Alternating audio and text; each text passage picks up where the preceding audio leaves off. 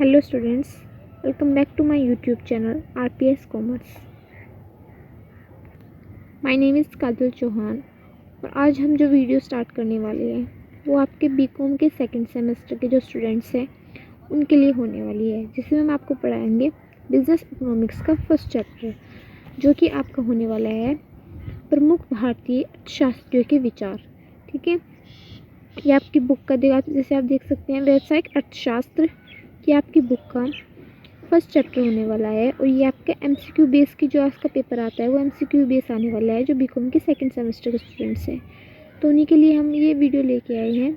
आपको अगर वीडियो अच्छी लगेगी तो वीडियो को लाइक शेयर कमेंट करके चैनल को सब्सक्राइब भी कर दें, जिससे कि हमारी और भी वीडियो आपको जल्दी से मिल सकेगी। तो सबसे पहले तो इसमें जो थ्योरी होती है उसे हम क्लियर कर लेंगे, जिससे कि एमसीक्यू बेस्ड क्वेश्चन करने में आपको आसानी होगी।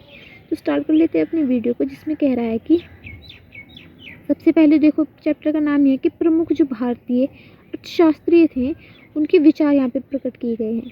तो कौटिल्य के आर्थिक विचार क्या थे कि प्राचीन युग में आर्थिक विचारधारा की एकमात्र सर्वोत्तम पुस्तक कौटिल्य द्वारा रचित अर्थशास्त्र है। अर्थशास्त्र सभी दृष्टि से एक परिपूर्ण पुस्तक है। अर्थशास्त्र शब्द का प्रथम परिभाषा कौटिल्य के ग्रंथ से मिलती है। उन्होंने लिखा है कि अर्थ मनुष्य के जीवन में वृत्ति का आधार है।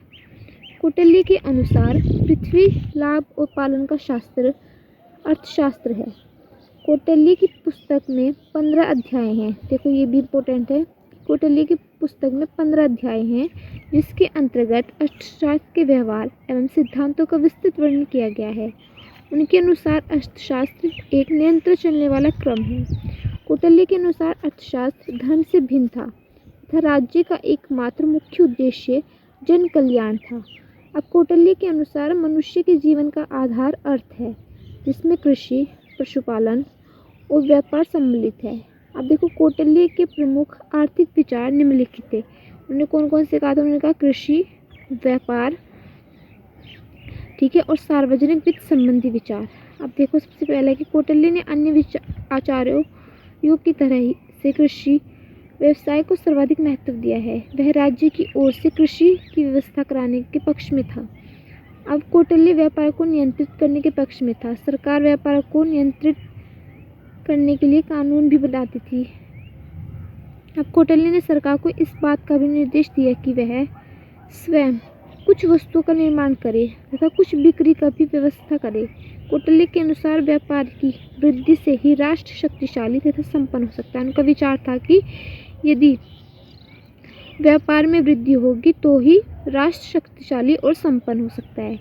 अब देखो उन्होंने यहाँ पे कहा है कि सार्वजनिक वित्त संबंधी विचार थे। तो वर्तमान समय में अर्थशास्त्रियों की तरफ से कौटिल्य विलासिता की वस्तुओं पर ऊंची दर से करारोपण करने की बात करता है।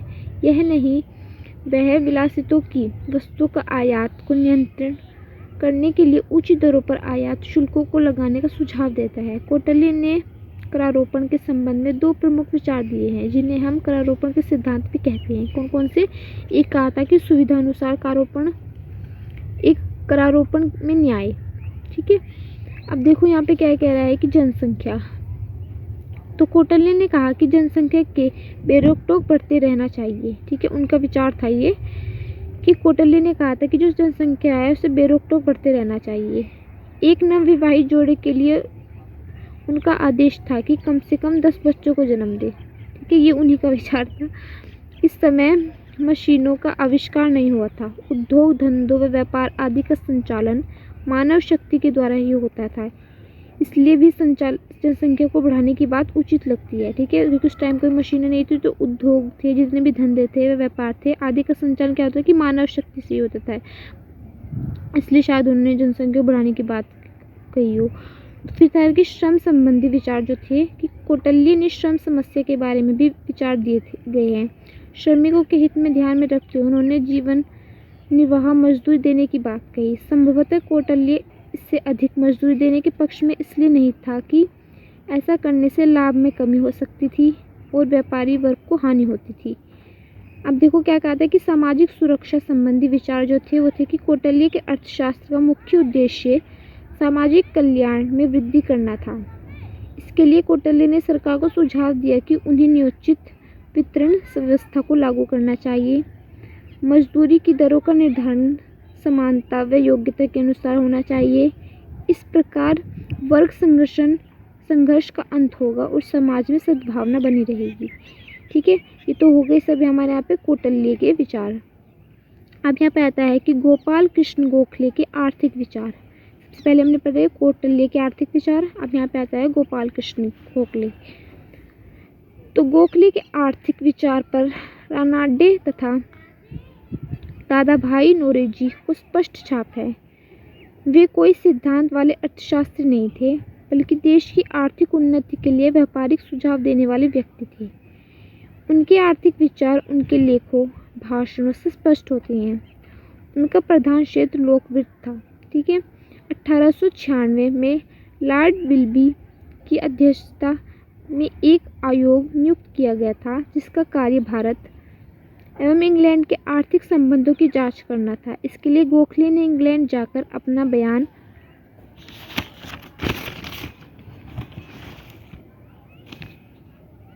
दिया था। इस बयान ने उनको तत्काल भारत के प्रमुख आर्थिक विचारकों की प्रकृति में खड़ा कर दिया। उन्होंने कहा था कि एक तरह तो देश की आर्थिक क्षमता घटती जा रही है, दूसरी तरफ शासन का व्यय बढ़ता जा रहा है। उनका कथन था कि भूमि पर लोच विहीन है, अंत सरकार को अपना खर्च घटाना चाहिए। भारत के लोक वित्तीय ढांचे को उन्होंने सुंदर विवेचन किया।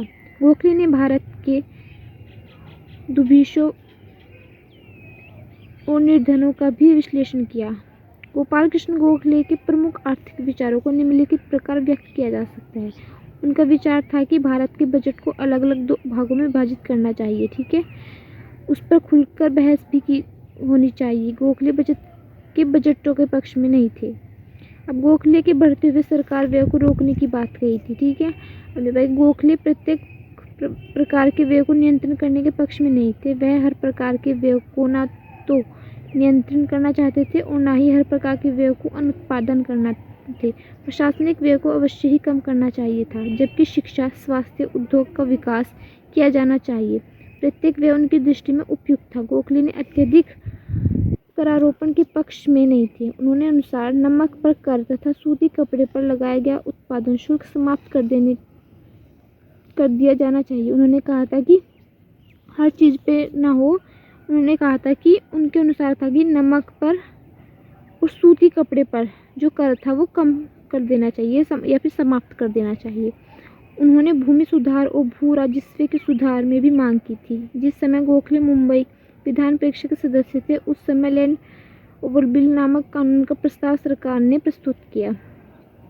अब देखो किसके आते हैं यहाँ पे, अब इनके ये सब थे। फिर आता है कि D.R. गॉडगिल के आर्थिक विचार। तो प्रोफेसर गॉडगिल भारत के एक और व्यापारिक अर्थशास्त्री थे। उनके अनेक रचनाएं थी, जिनमें सबसे प्रमुख उनकी प्रमुख रचनाएं ये थी। ठीक है, अब उन्होंने इसमें जो आपका मेन है ये रहा। देखो, इस संबंध में उन्होंने कहा कि अवधि की अत्यंत महत्वपूर्ण बात ये कही थी कि उन्होंने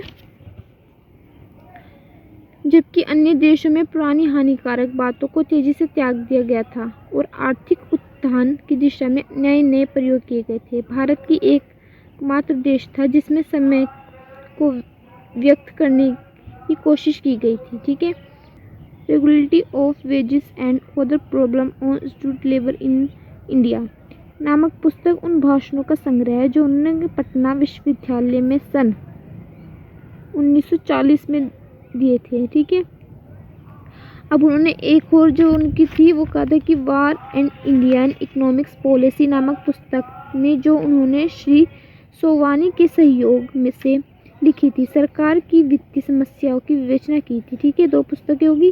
अब इसके आते हैं कि MCQ बेस्ड क्वेश्चन आपके। तो कौटिल्य द्वारा रचित पुस्तक का नाम क्या था?